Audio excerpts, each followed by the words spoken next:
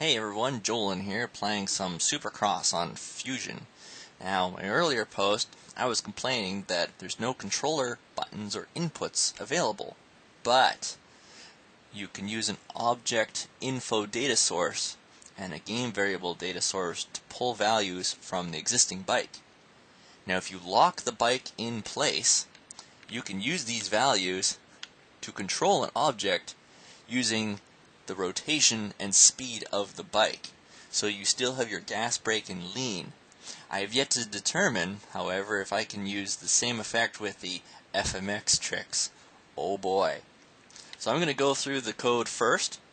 Very briefly, you should have a good understanding of the code, otherwise it'll look completely foreign to you. You want to start off with an object info data source. And you set that to angle vector. Well, it's a vector data source, I guess. And you set that to an angle, and you link that angle to the bike. Now, you'll need to test it a few times to see which XYZ angle gets affected the most.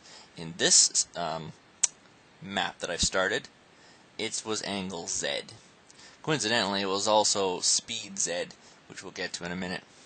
You'll need to lock the bike in place so that it can't go anywhere. Note, all this code will only affect player 1, so player 1 will be able to change the outcome of the map, while players 2, 3, and 4 are racing. I used a rotational joint to lock him in place, and I gave the joint a maximum high and low value so that he doesn't rotate too far and possibly hurt himself. Next, on the other side, I have another vector data source set to angular velocity, and that is linked to his back tire. That will measure how fast the back tire is spinning, forwards or backwards, thereby giving us gas and brake on the car. On each side, I have this vector operator. Let's see what my settings are. Vector and variable. It's small on my capture device. Then subtract. Then I have it subtract the number of the vector that I'll be using. So here I'm using Z, so I have it subtract 186.30 to make 0. This will make it so the vehicle doesn't rotate when we're not leaning. The next vector operator I have multiplies it by a number so that it'll speed it up, so the vehicle will spin faster than you're rotating. I have a get vector operator to pull vector Z, because that's the only one I need. Then I have decrease attached to the get variable, or get vector, so it'll decrease the number. It'll cause it to turn left and right. If you go increase, it might turn right when you lean left, or left when you lean right. There's a interval trigger here linked to the decrease. There's no line splitters in Supercross, so you got to go through each tool card by itself. And that goes down to a variable data source, which is then linked to an OPE, which we'll get to in a second. On the back tire side, we have the same thing. We have this operator which zeroes it out. You want to make sure that this operator thing is set to anything that's not 0. If you set it to 0, it'll actually say 1 dot number sign R, and your vehicle will just take off on its own. It's weird. Try it. You'll see. Next, we have the get vector, because I want the vector Z. Then increase, which will move it forwards and backwards, and that's linked to position Z.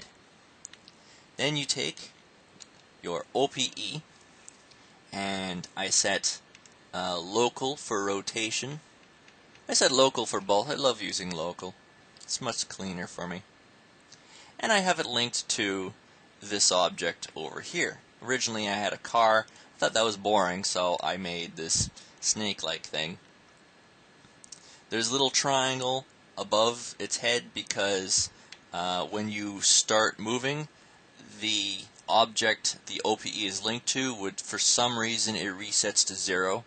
So I put an object at the 0 angle and glued it to the object I wanted to move, and that'll ensure it starts properly. So now, let's take a test run and see what this looks like. So when you lean left and right, it turns the object via OPE left and right. As you can see, the bike stops moving at its maximums that I've set. When you hit the gas, it moves it forwards or backwards, gas and brake, because it's measuring the speed at which the back tire is rotating. Physics joints get a little funny the further away you get from the bike, despite moving the physics box. It still gets a little funny. Physics on the object do work. You know, they're physics, right? And as I said, it will only affect player 1. Player 1 is currently locked in the sky. Players 2, 3, and 4 won't be locked, so I think causing them all to walk around isn't going to work, unfortunately. Now I'm going to go to multiplayer and show you exactly what happens. I suspect you could use any bike in multiplayer and the trick would still work. Maybe the balancing of the bike might change. Don't know. So as you can see, player 2 works and player 1 is controlling the snake. Fun thing about the snake is that it can collide with players 2, 3, and 4. So you could have player 1 controlling an obstacle that chases after 2, 3, and 4 as they go throughout the track. The camera follows all the bikes at the same time, looks like. So another thing that you could use this for is, say, player 1 will operate the obstacles.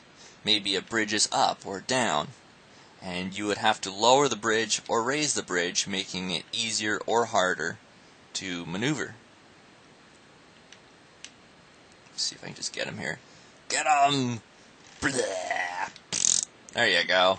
The snake controls really poorly, but in the end I think that's good, because player 1 should not have too much power.